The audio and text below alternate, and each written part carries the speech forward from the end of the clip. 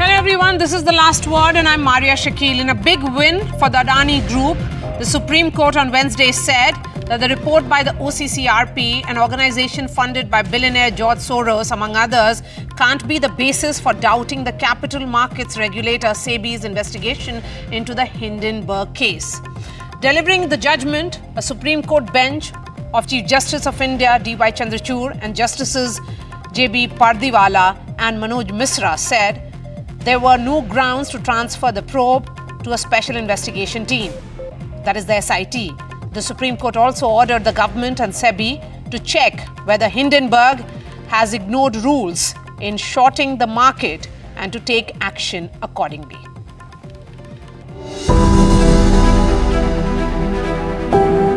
A win for the Adani Group after the Supreme Court refused to transfer the investigation being carried out by market regulator SEBI into Hindenburg researchers' allegations of accounting fraud and shell companies against the Adani Group to a separate special investigating team, saying the power of the court to enter the regulatory domain of SEBI is limited. In a clear verdict, the Supreme Court said, the facts don't warrant the transfer of probe from SEBI. The court backed the panel report that has said there was no price manipulation by the Adani Group and added that newspaper and third-party reports can be inputs but not evidence. It's a complete exoneration of the Adani Group. The court has said that it trusts SEBI. It does not warrant any CBI or any other police investigation as demanded in the 4 writ petitions, and no other material was found to warrant any other investigation. Supreme Court has given 3 months for SEBI to conclude investigation into the remaining 2 allegations and take the investigation to their logical conclusion in accordance with law. The Supreme Court also ordered the government and SEBI to check whether Hindenburg has ignored rules in shorting the market and to take action accordingly. Adani Group Chairman Gautam Adani welcomed the Supreme Court verdict in the Hindenburg row, saying that truth has prevailed and that we are grateful to those who stood by us. In a statement, the Adani Group said that there was an attempt to set a false narrative by a manipulative presentation of matters. Bureau Report, NDTV. And joining us now is senior advocate and one of the sharpest legal minds and former Solicitor General of India, Harish Salve. Mr. Salve, really appreciate your time. What, according to you, is the big message that is coming out of the Supreme Court verdict on the Hindenburg issue? Today's judgment is more than just a vindication of Adani or a vindication of India Inc. as such. It restores the supremacy of 2 important principles, the rule of law and the separation of powers. Under the rule of law, unsubstantiated allegations, bazaar gossip, media speculation are all inputs for regulators and investigating agencies. They are not evidence on which courts can act. Statutory authorities, statutory regulators, investigating agencies must be left free to act, free from intervention by the highest court. Hopefully, the 2 principles having been restored, investors will heave a sigh of relief, India Inc. will heave a sigh of relief, and democracy will grow and prosper in India. Mr. Salve, do you think that this will set the right precedent that interests of Indian investors are protected and cushioned against such targeted short sellers? The SEBI's job is, however, far from done. The SEBI is a regulator whose job is to protect Indian markets. The first allegation was Indian markets need to be protected from the kind of practices which Adani was alleged to have indulged in. The second, which affects Indian markets, is conspiracies to hurt India Inc. Because after all, the market is a reflection of India Inc. That is also a part of SEBI's job. This nexus between the NGO and Hindenburg, was this a coincidence or was there something more? It's not a matter to speculate. The third is for the market regulator to take to task those who have profited out of this misadventure, the short sellers.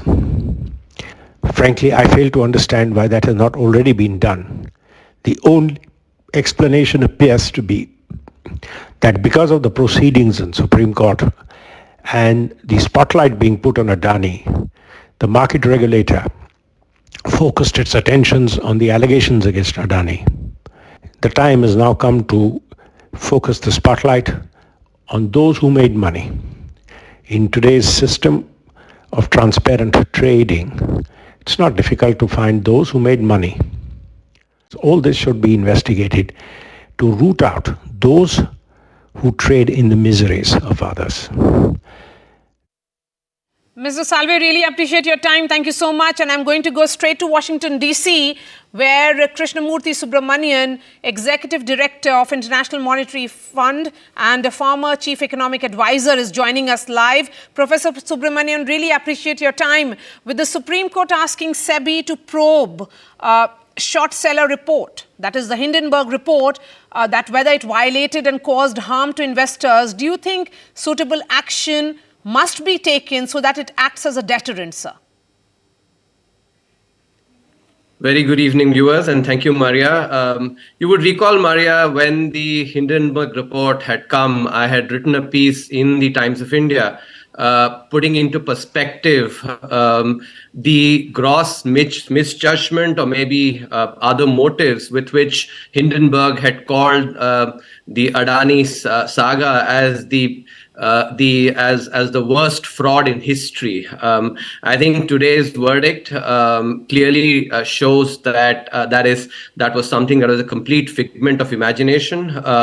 And by directing SEBI to take care of this matter by looking at whatever abnormalities and misdemeanors that might have been committed by Hindenburg and other associates, I think the rule of law has actually been upheld significantly, and it's great both for India Inc. and for the India growth story. So how do you really ensure that the interests of Indian investors is protected? Because the court said that SEBI and the government should take into consideration the recommendations that were made by the committee to strengthen interest of the Indian investors. They suffered a massive loss. Two things, Marya, I think we have to keep in mind. First, all investors and retail investors who invest in stock markets are always aware that stocks are actually a risky bet. There is some risk involved. It's unlike a fixed deposit, and so they have to always invest with their eyes open. When they gain, they also actually can, have to be ready to lose sometimes, and oftentimes, maybe because of nefarious, activities like the one that Hindenburg might have indulged in. But the second crucial aspect is that, there's been a significant correction in the stock price after the decline following the Hindenburg report. And so, investors have actually recuperated significantly their losses. A crucial point that I want to bring in here is, the role of several commentators, including folks that have occupied, august offices in India previously, in building up such narratives. Let me give you a specific example. People talk about cronyism and such stuff. Yesterday, there's a New York Times article also, which where someone is mentioning about the 2 A's. So let's take a perspective here. If you look at the United States, Apple's valuation has increased by 3 trillion from 2010 to now. In that period, the GDP of the US has increased by about 10 trillion, from 15 trillion to 25 trillion. In other words, 30% of increase in US GDP is accounted for by Apple. Do you call the United States a crony market, a crony capitalistic society? In contrast, if you look at Adani over the same, period, the contribution of Adani to India's GDP, increase would be about 1%. So, we have to be very careful that such commentators with vested narratives, vested interests, do not, push the narratives like this. And I think that is as critical, from a macroeconomic perspective. Yes, let me, I would like you to elaborate a little bit more on that specific point that you're talking about, narrative setting. Do you think that narrative setting was done for vested political interests? And that is the reason why we saw that kind of upheaval of sorts, in which questions were raised about the conduct of SEBI as well. And would you say that the Supreme Court verdict actually reinforces the confidence that people of India have on these institutions? I think this entire episode clearly demonstrates that rule of law is absolutely being followed in India. I cannot talk for people who actually do these activities with various designs, various vested interests, but I think it's crystal clear that if 30% of the contribution to US GDP increase from 2010 to now is accounted, let's say, for by Apple's market capitalization increase, then what are we talking about when all these commentators talk about cronyism, etc.? It's a simple fact that when a country's GDP grows, some companies actually which are implementing their businesses well, their valuations will grow. So this entire narrative, and today I saw a Bloomberg article as well, which actually is as poor in its analysis and talks about similar stuff. These are all folks with vested interests who don't seem to enjoy the India growth story doing so well. So then how will India be countering that? My question is, since you are in Washington, D.C., and I'm sure you're privy to many of these reports that are coming out, what kind of mechanisms should be put in place? I think, as I mentioned earlier, the Adani saga is a brilliant example. The law took its own course. The Supreme Court directed SEBI to go and investigate, and SEBI is rightfully the regulator to actually go and examine this. And so, in any instance like this, the law should take its own course. And and over time, many people were jumping up and down. When the Hindenburg report had come, all of them have been put to silence now with the report that has come in. So I think the bottom line is very clear. Actually, just put our head down, ensure that rule of law is implemented, all the checks and balances are implemented, and when the Indian elephant walks, there will be actually many other animals that will be barking. Let them bark. And would you say that there are measures which are needed to perhaps protect investors? I think that is the job of SEBI, which it has been doing very well, and let SEBI do its job on this, as the Supreme Court has already directed it to do. Would you say that this judgment will put this entire issue to closure, or will there be some more chatter around it? Look, Marya, as I said, those with vested interests will continue chattering. Today, some months back it was Adani. They'll find something else. So as I said, some of this chattering will happen, of course, because the India growth story actually is doing so well. I think we should just continue putting our head down and grow, and that is the best answer to all these naysayers. Okay, my last question to you before I let you go. I know you're in the middle of something, and I'm grateful that you could give me time for this interview. How much of the interest was there world over, particularly because of this? The global investors, how much were they viewing this with anticipation, the Supreme Court verdict? What was the nature of anticipation around it?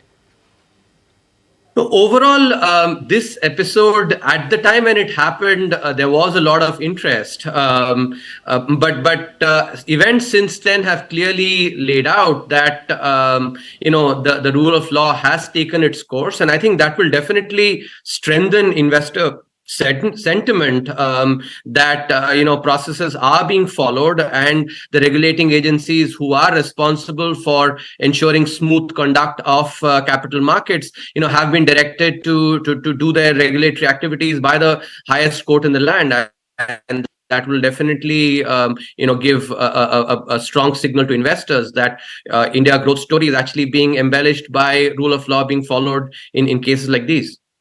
Right, Professor Subramanian, really appreciate your time. Thank you so much for joining us and sharing your thoughts. Joining me now is Ambrish Baliga, and we also have Ashok Kumar Lahiri. He is the member of 15th Finance Commission and former Executive Director of Asian Development Bank.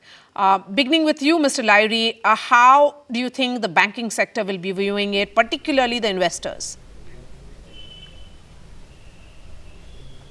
Mr. Lahiri. So the first thing that comes to my mind is that I could hear you. I'm just speaking. Can you hear me? Yes, please go ahead. Gotcha. Okay.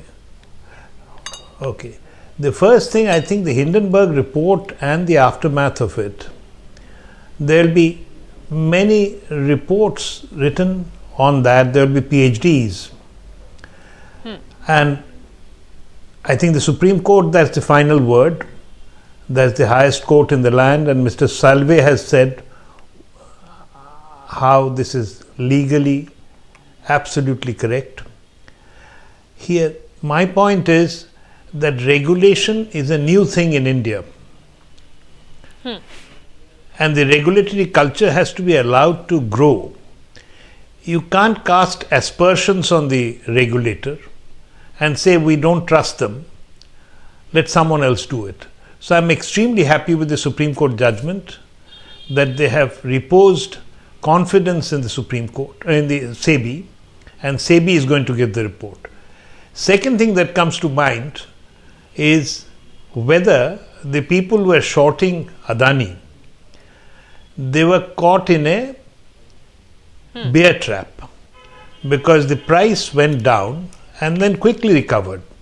So there must be people who are regretting the fact that they sold it when it declined for some time, because Adani stocks are again up. Let me add a third point to it. In a developing country, there is always jealousy. Right from our childhood, we have heard how the millionaires, at that time it was Birla and Tata, it was very common custom in gossips and drawing rooms that these are all thieves, they've done all sorts of wrong things. So any guy who is coming up from very low level with entrepreneurship and making a lot of money, there'll be aspersions cast on them that it's not their quality, but it's some kind of wrongdoing. Now when it comes to investor, your question was about investor. That's right. I think the investors should be very happy, because if you look at the market mood index, see that it divides into 4 groups. One is extreme fear, the other is fear, third is greed, and the fourth is extreme greed. Right now I think we are in the greed period, whereas you have seen the P ratio I think is around 25. Okay. Now 25 is not an all-time high, but P ratio is quite good. And there is a need to probe the short sellers and the vested interest behind it so that the truth comes out. Because the loss amount is 4 lakh crores. No, that's true. But then, there is a need to probe as to who the short sellers were and bring them to book. But protect investors may not be, because, whenever there's news like the Hindenburg report, the specific stocks collapse. And you really can't hold the regulatory bodies responsible, as the news flow is free. It can come from anywhere. You have social media across, wires pick it up. And you really can't stop the investing public from reacting to such news. So what can the regulators do? Can they shut trading? No. I mean, that's disastrous and that's not an option. I mean, imagine if the markets had shut down during COVID. I mean, I don't think we would have seen the sort of recovery and the robust markets we have today. And now, when a large group of stocks like Adani's collapse, I mean, it can hurt the rest of the market. And you can also see the markets coming down, which is exactly what we saw from January to March, I mean, possibly crashing. But as long as there is no default in the exchange and the market continues to operate normally, the regulators cannot really be pulled up for dereliction of their duties. And that way, I mean, we have seen that our market fabric has been resilient even in the toughest of times. And I think the last default was long, long way back. Now, I mean, when we talk of investors having incurred losses, I mean, this 4 lakh crores. But investors should know that investing in equity markets is risky, like Professor Subramanian mentioned that. They should have their own risk management in place. I mean, we can't hold the regulators and exchange responsible for this. And again, I mean, who are the people who are lost? I mean, those who had panicked and sold off and never really bought back again. Because those who held on the Adani stocks for the last 1 year haven't really been affected so much. I mean, you look at Adani Ports, it's up 43%. If a person had held on for the last 1 year, he's 43% up today. Adani Wilmar is 35% down. Adani Enterprises and Adani Green is just about 10% down. Adani Power is 100% up. So, I mean, people haven't really lost as much as what is made out to be. And then, people who had bought it at those lower levels, I mean, they'll not run up to the regulator and say that we have made huge profits, so take it back. So you really can't have the regulator disgorge, those profits. So the question of saving investors from such crashes does not arise. I mean, it's a part of the game. Okay. But then, like I said earlier, in case the regulators are able to find out as to who the short sellers were, I think they can be disgorged. And this will make such reports coming out in future, maybe that could be a deterrent. All right. Thank you so much for joining us, Ambarish Baliga and Ashok Lahiri. Earlier today, I spoke to senior advocate Mahesh Jethmalani on the Supreme Court verdict, and listen in to what he had to tell me. In fact, to put that exact number, the Indian investors lost 4 lakh crore. That's a huge number. Do you think this will set the right precedent in the interest of Indian investors, and they would be protected and cushioned against such targeted short sellers? Yeah, the next step is what the Supreme Court, there is one final step, right, which the Supreme Court has, as I said, mandated, that there shall be an investigation, right, by SEBI and the investigating agencies of the union government, which I suppose means CBI, etc. And if there's money, if there's any money laundering involved, then the ED as well will get into the act. That there shall be a probe into whether the loss suffered by Indian investors due to the conduct of Hindenburg and other entities was an infraction of the law. So that's the step that requires to be taken to make sure that, otherwise there are there are circuit breakers. SEBI has put many steps into place to ensure that investors don't suffer. But sometimes it will still happen, right? As in this case, for instance. Now in this case, there was, as you said, 4 lakh crores was the lost cause.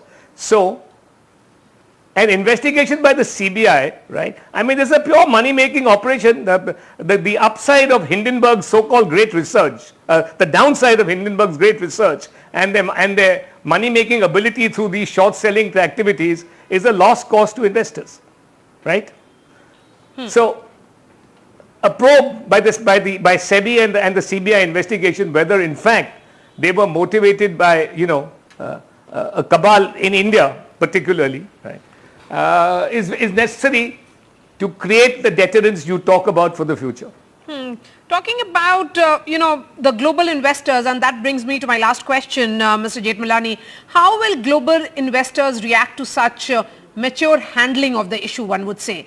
Will they be more upbeat about India and its regulatory mechanism henceforth? Look, Adani is only a small part of the very resilient Indian stock markets. We have a great growth story. If the intention was to, upset that apple cart, right, of those behind it, they have failed miserably. And as I said, the India story is just too good at the moment, right? and I'm sure it's going to continue for years to come, for anybody to create some great macro turbulence in our stock markets, our exchanges and our economy. But there has been an attempt, at least in this Hindenburg case, and it seems to have failed. But there has been, as you pointed out, that 4 lakh crore loss to retail investors. Yes. Mr. Jethmalani, always a pleasure to listen to you on your views on these important judgments. Thank you so much for your time.